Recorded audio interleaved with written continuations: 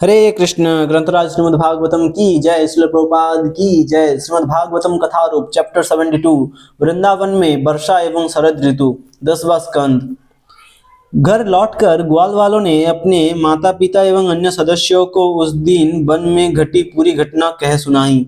इसे सुनकर उन लोगों ने भी ये निष्कर्ष निकाला कि हो न हो किन्हीं दो देवताओं ने कृष्ण और बलराम का रूप लेकर वृंदावन में जन्म लिया है। कुछ ही समय में वर्षा ऋतु आरंभ हो गई। गर्मी से राहत प्राप्त करके सब जीवों ने एक नवीन जीवन का अनुभव किया। आकाश काले घने बादलों से ढक गया और क्षितिज पर बिजली चमकने लगी। सूरज ने 8 महीनों तक धरती से पानी सोखा था और अब उसका वितरण का सही समय आ चुका था। इसी प्रकार सरकार को चाहिए कि वह नागरिकों से कर वसूले और फिर शिक्षा एवं अन्य जन कल्याण कार्यों में खर्च करके नागरिकों को लौटा दे। जिस प्रकार बादल वर्षा करते हैं, उसी प्रकार उदार चित्त लोग समय आने पर उदारता से अपने धन का वितरण करते हैं। गर्मी के कारण धरती सूख चुकी थी, परंतु मानसून आते ही वह पुनः हरी भरी हो उठी। इसकी तुलना उस व्यक्ति से की जाती है जो घोर तपस्या करने के कारण दुर्बल क्षीणकाय हो जाता है, परंतु उस अवस्था का फल प्राप्त होते ही वह फिर से फलने फूलने लगता है। वर्षा ऋतु में रात्रि समय बादलों के कारण सितारे और चंद्रमा दिखाई नहीं देते और उस समय जुगनुओं का प्रकाश ही प्रमुख दिखता है। इसी प्रकार कलियुग के अज्ञानता रूपी बादलों के पीछे वैदिक सिद्धांत छिप गए हैं और ढोंगी गुरु बाबा तथा नास्तिकवादी लोग ही धर्म नेता बन बैठे हैं। जैसे ही मेंढक आकाश में बादलों की गड़गड़ाहट सुनते हैं, वे अपना दीर्घकालीन मौन तोड़कर ट्र ट्र करने लगते हैं। इसी प्रकार गुरुकुल में पढ़ने वाले ब्राह्मण छात्र चुपचाप अपने प्रातःकालीन कार्य करते हैं और बाद में शिक्षक के बुलाए जाने पर अपने पाठ पढ़ने लगते हैं। कलियुग में प्रत्येक व्यक्ति अज्ञानता की गोद में सो रहा है, परंतु जब कोई महान आचार्य आकर पुकार लगाता है तो लोग वेदों का अध्ययन करते हुए सच्चा ज्ञान प्राप्त करने लगते हैं। गर्मियों में अनेक जल स्रोत तथा छोटी नदियां सूख जाती है, परंतु वर्षा होते ही वे पानी से भर उठती है।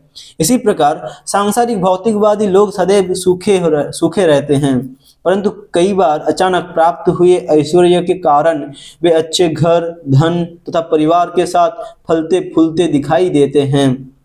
खेती किसानों का जीवन है, इसलिए वर्षा ऋतु के आगमन पर वे प्रसन्न हो जाते हैं, जबकि शहरों में रहने वाले लोग अत्यधिक वर्षा होने पर परेशान हो जाते हैं। जिस प्रकार वर्षा के जल से धुलकर सब प्राणी एवं वनस्पतियां आकर्षक और सुंदर दिखने लगती है, उसी प्रकार भगवान की भक्ति में संलग्न होकर भक्त उज्जवल एवं आकर्षक बन जाते हैं। श्रील प्रभुपाद लिखते हैं, हमने अपने भक्तों के जीवन में प्रत्यक्ष इसे देखा है। इस्कॉन के भक्त बनने से पूर्व ये सब युवक युवतियां बहुत भद्दे और गंदे दिखते थे, परंतु भक्ति के नियमों का पालन करने से इनके चेहरे दमकने लगे हैं।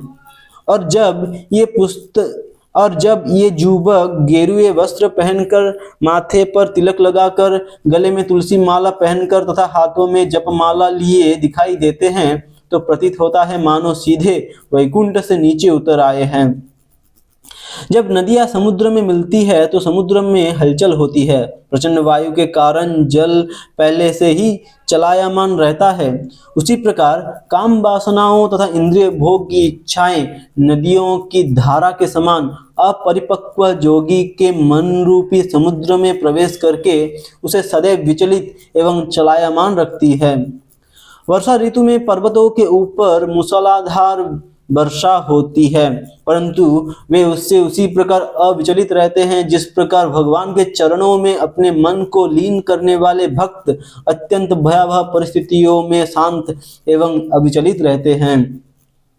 वर्षा ऋतु में खेतों के बीच बने पैदल पथ ऊंची ऊंची घासों से ढक जाते हैं और मार्ग दिखाई नहीं देता। इसी प्रकार जब ब्राह्मण वर्ग शास्त्रों का अध्ययन करके दूसरों को उनकी शिक्षा नहीं देता तो समय के साथ उस ज्ञान में मिलावट होने लगती है और मूल ज्ञान नष्ट हो जाता है।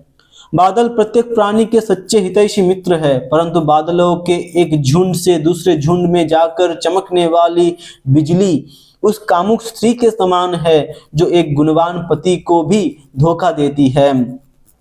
इस संदर्भ में श्रील प्रभुपाद लिखते हैं, कुछ भी कहो, इस संसार में पुरुष को स्त्री चाहिए और स्त्री को पुरुष, स्त्री पुरुष को चाहिए कि कृष्ण भक्ति को केंद्र में रखकर शांतिपूर्वक अपने गृहस्थ जीवन का निर्वाह करे और बिजली के समान अशांत रहते हुए एक बादल से दूसरे बादल के बीच ना भटके। वर्षा ऋतु में इंद्रदेव का इंद्रधनुष दिखाई देता है, परंतु उसमें प्रत्यंचा नहीं होती। इसी प्रकार जब भी परम भगवान इस संसार में प्रकट होते हैं वे समस्त भौतिक गुणों से मुक्त तथा भौतिक परिस्थितियों पर अनाश्रित रहते हैं।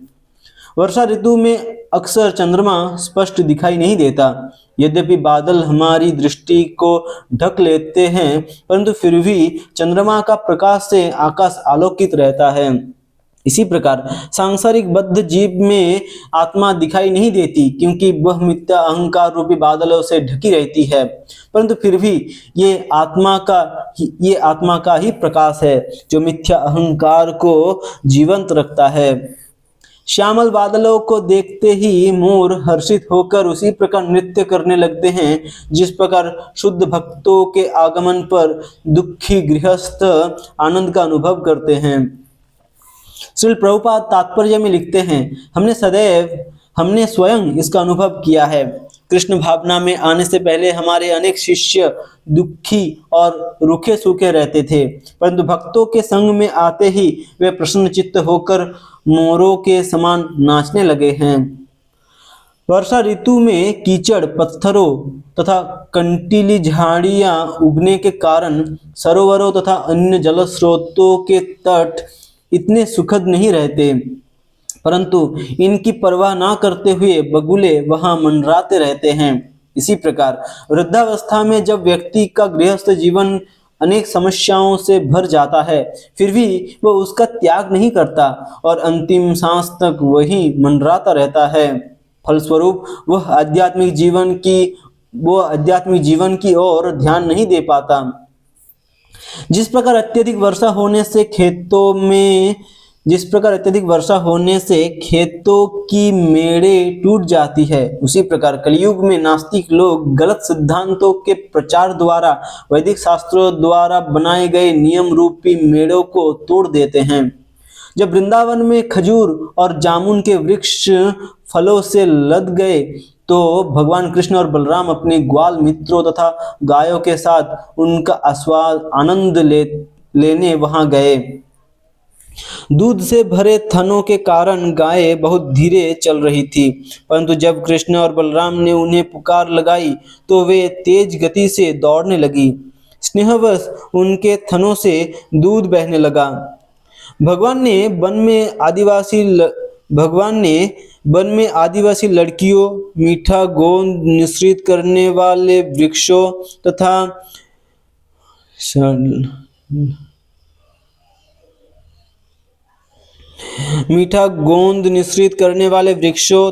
गोवर्धन पर्वत से बह रहे अनेक झरनों को देखा।